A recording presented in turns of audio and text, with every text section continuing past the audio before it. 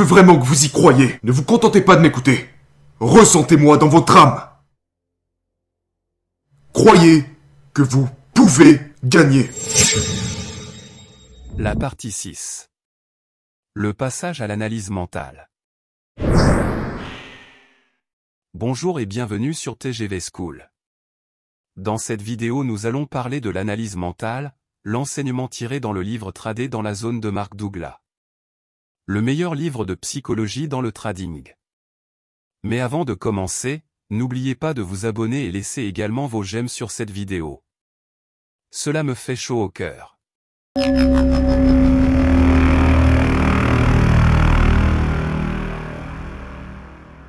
Merci et commençons.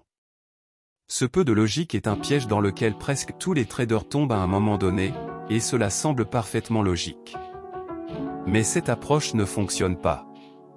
Le marché offre tout simplement trop de choses, souvent contradictoires, variables à considérer. De plus, il n'y a pas de limite au comportement du marché. Il peut faire n'importe quoi à n'importe quel moment.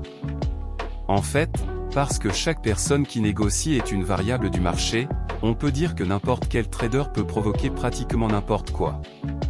Cela signifie que peu importe combien vous en apprendrez sur le comportement du marché, peu importe à quel point vous deviendrez un analyste brillant, vous n'en apprendrez jamais assez pour anticiper toutes les façons possibles dont le marché peut vous tromper ou vous faire perdre de l'argent. Donc, si vous avez peur de vous tromper ou de perdre de l'argent, cela signifie que vous n'en apprendrez jamais assez pour compenser les effets négatifs que ces peurs auront sur votre capacité à être objectif et votre capacité à agir sans hésitation. En d'autres termes, vous ne serez pas confiant face à une incertitude constante. La dure et froide réalité du trading est que chaque transaction a un résultat incertain. À moins que vous n'appreniez à accepter complètement la possibilité d'un résultat incertain, vous essaierez, consciemment ou inconsciemment, d'éviter toute possibilité que vous définissez comme douloureuse. Dans le processus, vous vous exposez à un certain nombre d'erreurs coûteuses et autogénérées. Maintenant, je ne dis pas que nous n'avons pas besoin d'une certaine forme d'analyse de marché ou de méthodologie pour définir les opportunités et nous permettre de les reconnaître, nous le faisons certainement. Cependant, l'analyse du marché n'est pas la voie vers des résultats cohérents. Cela ne résoudra pas les problèmes de trading créés par le manque de confiance, le manque de discipline ou une mauvaise concentration. Lorsque vous partez du principe qu'une analyse plus importante ou meilleure créera de la cohérence, vous serez amené à rassembler autant de variables de marché que possible dans votre arsenal d'outils de trading. Mais que se passe-t-il alors? Vous êtes toujours déçu et trahi par les marchés, à maintes reprises, à cause de quelque chose que vous n'avez pas vu ou auquel vous n'avez pas accordé suffisamment d'attention. Vous aurez l'impression de ne pas pouvoir faire confiance au marché, mais la réalité est que vous ne pouvez pas vous faire confiance. La confiance et la peur sont des états d'esprit contradictoires qui découlent tous deux de nos croyances et de nos attitudes.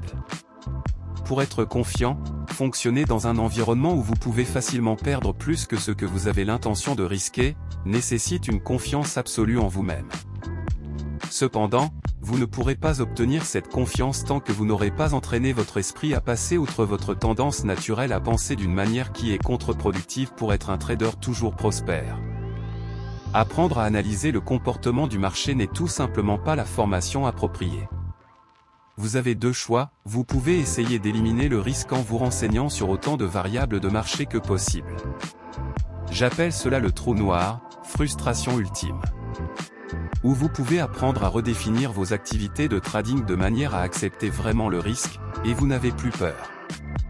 Lorsque vous avez atteint un état d'esprit où vous acceptez vraiment le risque, vous n'aurez plus le potentiel de définir et d'interpréter les informations de marché de manière douloureuse. Lorsque vous éliminez le potentiel de définir les informations de marché de manière douloureuse, vous éliminez également la tendance à rationaliser, à hésiter, à sauter le pas, à espérer que le marché vous rapportera de l'argent ou à espérer que le marché vous sauvera de votre incapacité à réduire votre perte. Tant que vous êtes sensible au terrain d'erreur qui résulte de la rationalisation, de la justification, de l'hésitation, de l'espoir et du saut d'armes, vous ne pourrez pas vous faire confiance. Si vous ne pouvez pas vous faire confiance pour être objectif et agir toujours dans votre propre intérêt, il sera presque impossible d'obtenir des résultats cohérents. Essayer de faire quelque chose qui semble si simple pourrait bien être la chose la plus exaspérante que vous n'ayez jamais tenté de faire. L'ironie est que, lorsque vous avez l'attitude appropriée, lorsque vous avez acquis un état d'esprit de trader et que vous pouvez rester confiant face à une incertitude constante, le trading sera aussi facile et simple que vous le pensiez probablement lorsque vous avez d'abord commencé. Alors, quelle est la solution ? Vous devrez apprendre à ajuster vos attitudes et vos croyances sur le trading de manière à pouvoir trader sans la moindre peur, tout en gardant en place un cadre qui ne vous permet pas de devenir imprudent. C'est exactement ce que cette vidéo est conçue pour vous apprendre. À mesure que vous avancez, j'aimerais que vous gardiez quelque chose à l'esprit. Le trader prospère que vous souhaitez devenir est une projection future de vous-même dans laquelle vous devez évoluer. La croissance implique l'expansion, l'apprentissage et la création d'une nouvelle façon de s'exprimer. Cela est vrai même si vous êtes déjà un trader prospère et que vous regardez cette vidéo pour avoir plus de succès.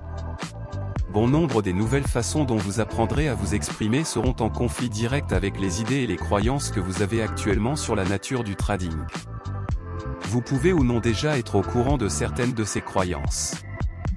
Dans tous les cas, ce que vous considérez actuellement comme vrai sur la nature du trading plaidera pour que les choses restent telles qu'elles sont, malgré vos frustrations et vos résultats insatisfaisants.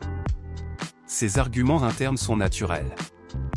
Mon défi dans ces séries de vidéos est de vous aider à résoudre ces arguments aussi efficacement que possible. Votre volonté de considérer que d'autres possibilités existent, des possibilités dont vous n'êtes peut-être pas conscient ou auxquelles vous n'avez peut-être pas suffisamment réfléchi rendra évidemment le processus d'apprentissage plus rapide et plus facile. La partie 7 dans la prochaine vidéo. Merci d'être resté avec nous jusqu'à la fin.